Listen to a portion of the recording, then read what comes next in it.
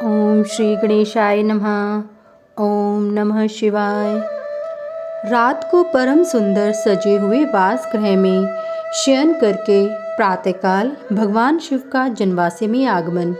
ब्रह्मा जी कहते हैं, तात तदंतर भाग्यवानों में श्रेष्ठ और चतुर गिरिराज हिमवान ने बारातियों को भोजन कराने के लिए अपने आंगन को सुंदर ढंग से सजाया तथा अपने पुत्रों एवं अनन्य पर्वतों को भेजकर शिव सहित सब देवताओं को भोजन के लिए बुलाया।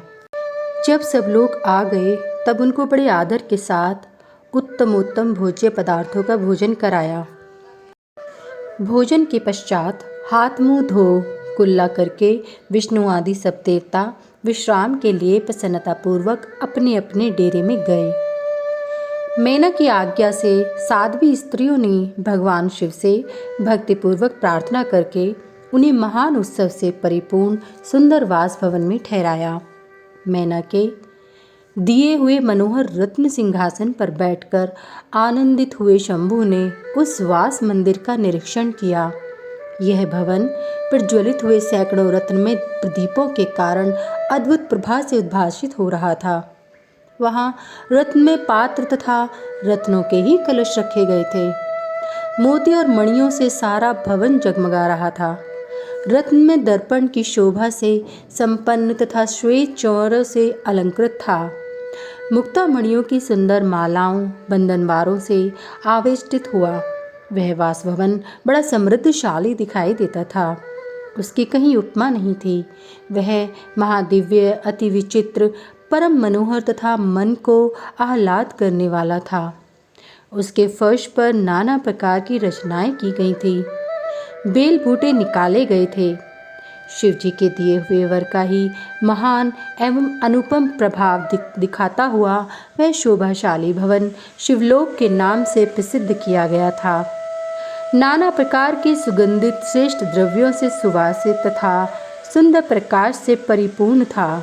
वहाँ चंदन और अगर की सम्मिलित गंध फैल रही थी। उस भवन में फूलों की सेज बिछी हुई थी। विश्वकर्मा का बनाया हुआ वह भवन नाना प्रकार के विचित्र चित्रों से सुसज्जित था। श्रेष्ठ रत्नों की सारभूत मणियों से निर्मित सुंदर हारों द्वारा उस वासगृह को अलंकृत किया गया था। उसमें विश्वकर्मा द्वारा निर्मित कृत्रिम बैकुंठ, ब्रह्मलोक, कैलाश, इंद्र भवन तथा शिवलोक आदि दिख रहे थे। ऐसी आश्चर्यजनक शोभा से संपन्न उस वास भवन को देखकर गिरिराज हिमालय की प्रशंसा करते हुए भगवान महेश्वर बहुत संतुष्ट हुए। वहाँ अति रमणीय रत्न जड़ित उत्तम पलंग पर परमेश्वर शिव बड़ी प्रसन्नता से लीलापूर्वक सोए।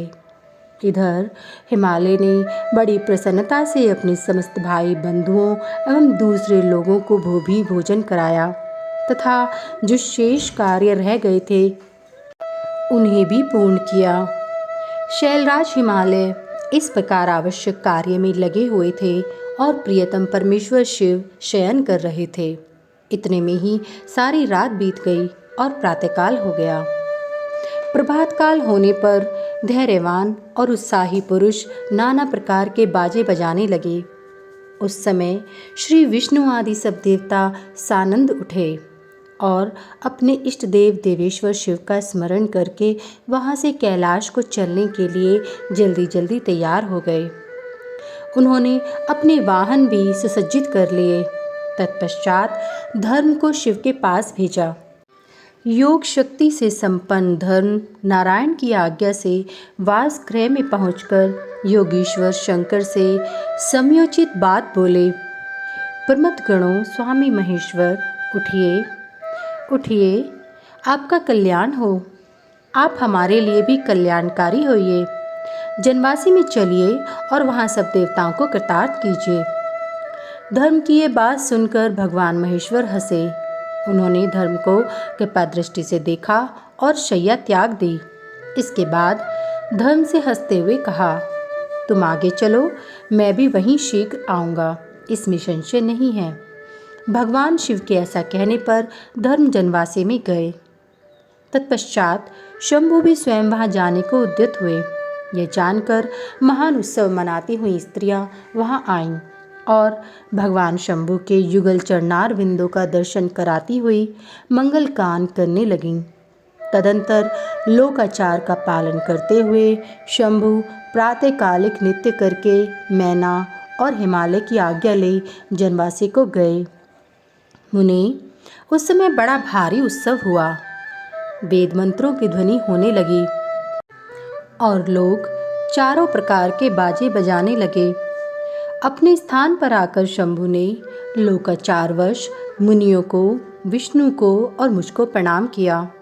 फिर देवता आदि ने उनकी वंदना की। उस समय जय जयकार, नमस्कार तथा वेद मंत्रोच्चारण की मंगलदायी ध्वनि होने लगी। इससे सब ओर कोलाहल छा गया। अध्याय 52 समाप्त। चतुर्थी कर्म, बारात का कई दिनों तक ठहरना। सप्तऋषियों के समझाने से हिमालय का बारात को विदा करने के लिए राजी होना, मेना का शिव को अपनी कन्या सौंपना तथा बारात का पुरी के बाहर जाकर ठहरना। ब्रह्मा जी कहते हैं, तदंतर विष्णु आदि देवता तथा ऋषि कैलाश लौटने का विचार करने लगे। तब हिमालय ने जनवासे में आकर सबको भोजन के लिए आमंत्रित किया। तत्पश्चात देवेश्वर शिव को आमंत्रित करके हिमाचल अपने घर को गए और नाना प्रकार के विधान से भोजनोत्सव की तैयारी करने लगे। उन्होंने प्रसन्नता और उत्कंठा के साथ भोजन के लिए परिवार सहित भगवान शिव को यथोचित रीति से अपने घर बुलवाया। शंभु के, विष्णु के, मेरे, अन्य सब देवताओं के, मुनियों के तथा वहाँ आए हुए अन्य सब लोगों के भी चरणों को बड़े आदर के साथ धोकर उन सबको गिरिराज ने मंडप के भीतर सुंदर आसनों पर बिठाया। फिर अपने भाई बंधुओं को साथ लेकर उनके सहयोग से उन सब अतिथियों को नाना प्रकार के सरस पदार्थों द्वारा पूर्णतः तृप्त किया। मेरे, विष्णु के तथा शंभु के साथ सब लोगों ने अच्छी तरह भोजन किया। नारद विधिवत भोजन और आचमन करके तृप्त और प्रसन्न हुए सब लोग हिमालय से आज्ञा ले अपने अपने डेरे पर गए। मुने, इसी प्रकार तीसरे दिन भी गिरिराज ने विधिवत दान, मान और आदर आदि के द्वारा उन सब का सत्कार किया। चौथा दिन आने पर शुद्धतापूर्वक सविधि चतुर्थी कर्म हुआ, जिसके बिना विवाह यज्ञ अधूरा ही रह जाता है। उस समय नाना प्रकार का उत्सव हुआ। साधुवाद और जय जयकार की ध्वनि हुई। बहुत से सुंदर दान दिए गए। भांति भांति के सुंदर गान और नृत्य हुए। पांचवें दिन सब देवताओं ने बड़े हर्ष और अत्यंत प्रेम के साथ शैलराज को सूचित किया कि अब हम लोग यहाँ से जाना चाहते हैं, आप आज्ञा प्रदान करें। उनकी यह बात सुन गिरिराज हिमवान हाथ जोड़कर बोले, देवगण, आप लोग कुछ दिन और ठहरें तथा मुझ पर कृपा करें। यों कहकर उन्होंने स्नेह के साथ उन देवताओं को, भगवान शिव को, विष्णु को, मुझको तथा अन्य लोगों को बहुत दिनों तक ठहराया और प्रतिदिन विशेष आदर सत्कार किया। इस प्रकार देवताओं के वहाँ रहते हुए बहुत दिन बीत गए। तब उन सब ने गिरिराज के पास सप्तऋषियों को भेजा। सप्तऋषियों ने हिमवान और मैना से समयोचित बात कहकर उन्हें समझाया, परम शिव तत्व का वर्णन किया तथा प्रसन्नतापूर्वक उनके सौभाग्य की सराहना की। मुने, उनके समझाने से गिरिराज ने बारात को विदा करना स्वीकार कर लिया। तत्पश्चात भगवान शंभु यात्रा के लिए उद्यत हो देवता आदि के साथ शैलराज के पास आए। देवेश्वर शिव देवताओं सहित कैलाश की यात्रा के लिए जब उद्यत हुए, उस समय मैना उच्च स्वर से रोने लगी और उनके पानिधान से बोली। मैना ने कहा, कृपानिधे, कृपा करके मेरी शिवा का भली भांति लालन पालन कीजिएगा।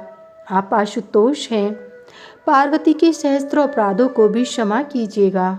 मेरी बच्ची जन्म जन्म में आपके चरणार बिंदों की भक्त रही है और रहेगी। उसे सोते और जागते समय भी अपने स्वामी महादेव के सिवा दूसरे किसी वस्तु की सुध नहीं रहती। मृत्युंजय, आपके प्रति भक्तिभाव की बातें सुनते ही यह हर्ष के आंसू बहाती हुई पुलकित हो उठती है और आपकी निंदा सुनकर ऐसा मौन साध लेती है मानो मर ही गई हो।